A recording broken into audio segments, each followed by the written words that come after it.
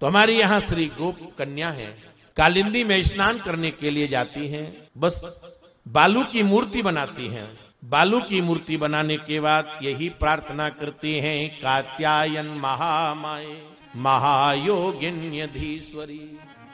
नंद गोप सुतम देव पतिम में कुरुते नमः। ये हमारे यहाँ गोप कन्या है, साधन कर रही है सकाम, ये सकाम भक्ति है।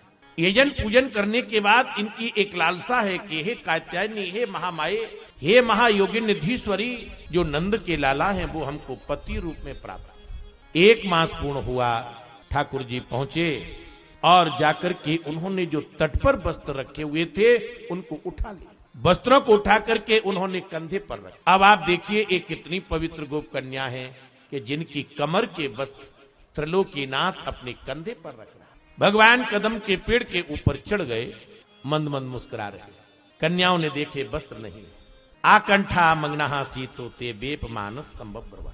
हे कृष्ण, आप नंद के लाला नहीं, आप समस्त देहधारियों के एक प्राण हो। समस्त ब्रजवासी आपको बहुत मानते हैं, बहुत मानते हैं, परंतु हम जाड़े के मारे ठिठुर रही हैं, तुम हमारे वस्त्रों को दे दो। भगवान ने नहीं सुना। अंत में कहती हैं, श्याम सुंदर ते दास्य। हे श्याम सुंदर, हम तुम्हारी दासी हैं। भगवान ने कहा, फिर कहना क्या कहा, हम तुम्हारी दासी। तुम दासी हो, तुम्हारी आज्ञा का पालन करो। क्या है आपकी आज्ञा? आपने वर्ण देवता का अपमान किया है। नगन होकर के स्नान करना वर्ण का अपमान है। तो आपने वर्ण देवता का अपमान किया है, आप अपने वस्त्रों को ले जाओ। अब यहाँ पर लोग नाना प्रकार की चर्चाएं करते हैं। भगवान ने चीरहरण लीला की। ये कब की घटना है? द्वापर की। यहाँ भगवान ने जब इन गोप कन्याओं के वस्त्रों का हरण किया था, उस समय इनकी अवस्था कितनी वर्ष की थी? 5 और 6 वर्ष।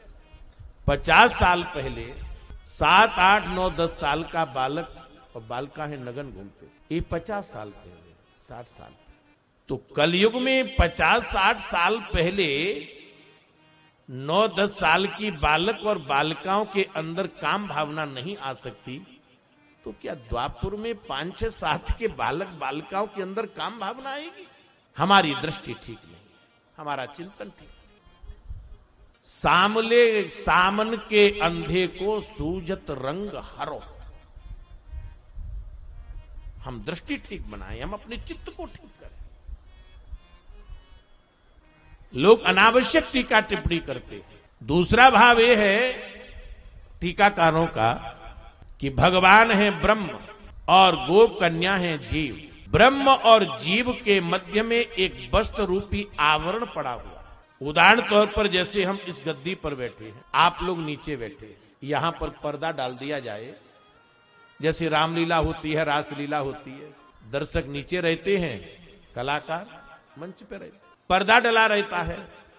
तो जब तक पर्दा डला है तब तक न तो दर्शक कलाकारों को देख पा रहे और न कलाकार दर्शकों को देख पा रहे। पर्दा हटते ही क्या होता है? एक दूसरे के पूरक हो जाते। इसी प्रकार से जीव और ईश्वर के बीच एक वस्त्र रूपी आवरण डला हुआ है। भगवान ने आज उस वस्त्र रूपी आवरण को हटा करके गोप कन्याएं और भगवान एक ही भूत हो गए।